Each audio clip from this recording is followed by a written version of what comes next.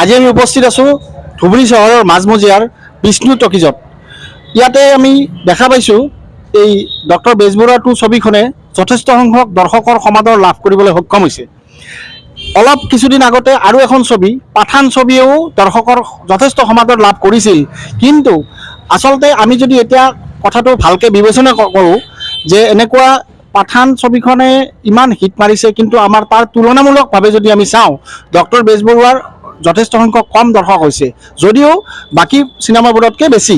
কিন্তু এতিয়া আমি এনি ফ'ৰ্থ পিলাৰৰ জৰিয়তে অসমবাসী ৰাইজক এটা কথা আমি বাৰে বাৰে অনুৰোধ জনাব বিচাৰিছোঁ যে আমাৰ অসমৰ অস্তিত্ব ৰক্ষা কৰিব লাগিলে এনেকুৱা ধৰণৰ অসমীয়া চিনেমাবোৰক আমি উৎসাহ দিবই লাগিব, এনেকুৱা ধৰণৰ অসমীয়া চিনেমাবোৰ আমি চাবই লাগিব, য'ত আমাৰ জুবিন গাৰ্গ, আদিল হুছেইনৰ নিচিনা যথেষ্ট স্বনামধন্য ব্যক্তিয়ে এনেকুৱা ধৰণৰ চিনেমাবোৰত অভিনয় কৰিছে। আৰু এই ব্যক্তিসকলক যদি আমি উৎসাহ যোগাব লাগে তেনেহ'লে এই অসমীয়া চিনেমাবোৰ চোৱাটো নিতান্তই বাঞ্ছনীয়।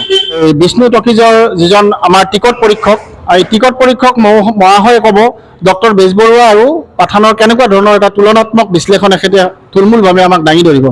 ডাঙৰীয়া কওক। মানে আমাৰ বেজবৰুৱা, ডক্টৰ বেজবৰুৱা এইটো আমাৰ ভাল লাগিছে। তেওঁ মানে পাঠানৰ মানে একদম মানে পাঠান বুলি এইটো তো মানে নামত পাঠান বুলি মানে চলি আছে। হ্যাঁ, মানে চিনেমাটো মানে মানুহ মানে চিনেমার ভিতরে সোমাইছে, কিন্তু আমার মানে পাঠানো পড়ার থেকে আমার ডাক্তার বেজবৰুৱা এইটো আমি ভাল ছবিটো আমি ভাল লাগিছে। আপুনি ভাবেনে বেজবৰুৱা 2খন হিট হ'ব বুলি আপুনি ভাবেনে? ছবিখন চলিব বুলি আপুনি ভাবেনে? এইটো তো আমার তো মানে ভাবা লাগে, এইটো মই তো ভাবি আছো, কিন্তু আৰু মানে সেলটো আৰু হওয়াৰ আশঙ্কা আছিল। Thank U.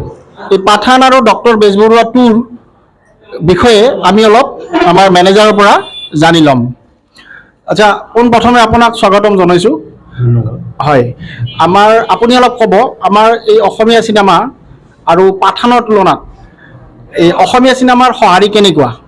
এইটো ডাঙৰ ধৰণৰ পিকচাৰ অসমীয়া ফিল্মটো, আৰু পাঠানটোতো সেই ল'ৰা ছোৱালীৰ পিকচাৰ, সেইটো বয়স্ক মানুহৰ পিকচাৰ হৈছে আমাৰ অসমীয়া ফিল্মটো। হ্যাঁ, সব ধৰণৰ মানুহ আহে, কিন্তু আমাৰ তুলনামূলক একচুৱেলি আমাৰ অসমীয়া ফিল্মটো পাঠানৰ পৰা খুব ধুনীয়া। আৰু এতিয়া ধৰক মানে দৰ্শকৰ যিটো সঁহাৰি, সেইটো পাঠানত যিটো যেনেকুৱা ধৰণৰ সঁহাৰি পাইছে আৰু ইয়াৰে যিটো দৰ্শকৰ সঁহাৰি, সেইটোত আমিতো তুলনা কৰিব খোজা নাই, কিন্তু অসমীয়া চিনেমাৰ সঁহাৰিটো এই প্ৰথমবাৰৰ বাবে মই অভূতপূৰ্ব হোৱা বুলি শুনিছোঁ।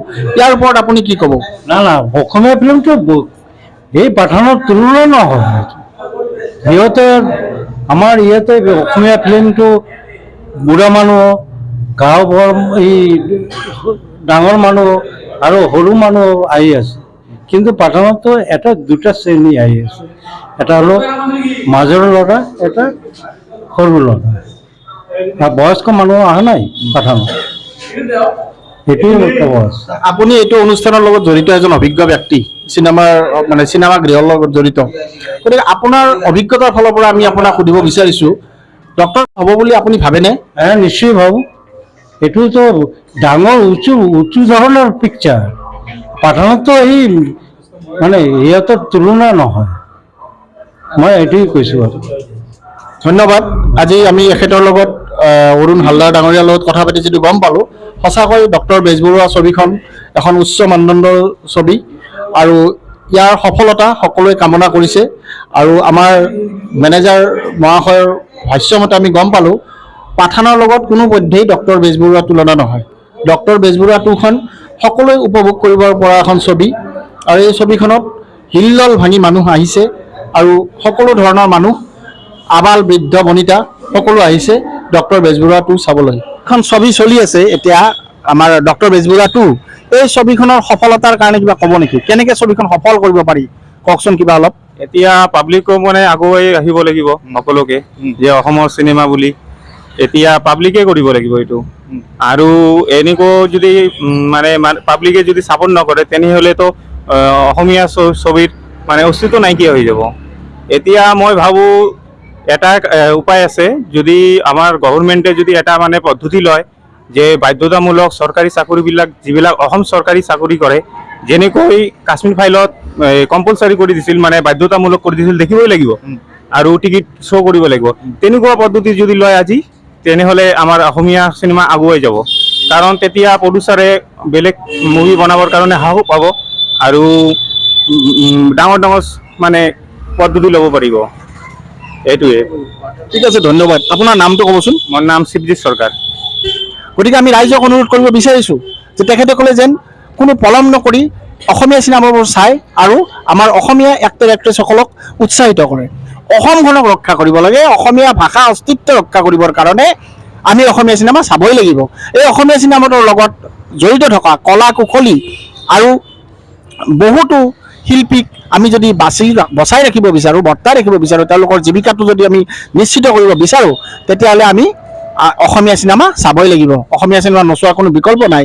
সেয়ে আমি সমূহ অসমবাসীক অনুৰোধ জনাইছোঁ যে তেওঁলোকে অসমীয়া চিনেমা চাওক আৰু এই স্বনামধন্য শিল্পীসকলক, জুবিন গাৰ্গে হওক বা আদিল খানেই হওক, সকলোকে তেওঁলোকৰ উৎসাহ উদ্গনি জনাওক যাতে এনেকুৱা ধৰণৰ ধুনীয়া ধুনীয়া ছবি আৰু তেওঁলোকে আগলৈ আমাক উপহাৰ দিব পাৰে।